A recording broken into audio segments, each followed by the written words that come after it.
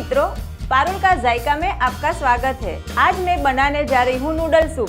Subscribe button और bell icon button दबाना ना भूलें ताकि आपको मेरी हर नई रेसिपी का मैसेज तुरंत मिले। तो आइए देखें नूडल सूप बनाने के लिए हमें किन किन चीजों की जरूरत होगी। 50 ग्राम नूडल्स, एक मध्यम प्याज बारीक कटा हुआ, एक गाजर बारीक कटा हुआ, एक शिमला मिर्च बारीक कटा हुआ, एक कटोरी बारीक कटी हुई पत्ता गोभी, एक कटोरी हरी फूल गोभी, एक कटोरी बारीक कटी हुई फ्रेंच बीन्स, एक कटोरी उबली हुई मकई, एक बड़ा चम्मच अदरक लहसुन का पेस्ट, एक छोटा चम्मच ग्रीन चिली सॉस, एक छोटा चम्मच सोया सॉस, एक नींबू का रस, एक छोटा चम्मच काली मिर्च पाउडर, एक बड़ा चम्मच मक्खन, आधी कटोरी हरा धनिया, स्वाद अनुसार नमक और एक जग पानी। सबसे पहले एक कढ़ाई में मक्खन और अदरक लहसुन का पेस्ट डालकर 1 मिनट तक भून लेंगे। अब इसमें प्याज, शिमला मिर्च, गाजर, हरी फूल गोभी, पत्ता गोभी, फ्रेंच बीन्स, मकई और नमक डालकर मिला लेंगे और 2 मिनट ढककर धीमी आंच पर पकने देंगे। अब इसमें पानी,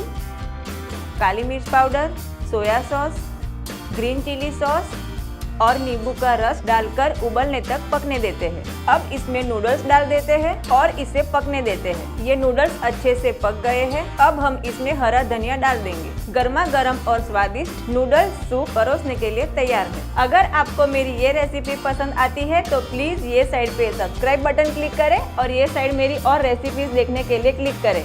मैं जल्द ही नई रेसिपीज के साथ लौटूंगी। तब तक अपना ध्यान रखें और स्वस्थ रहें।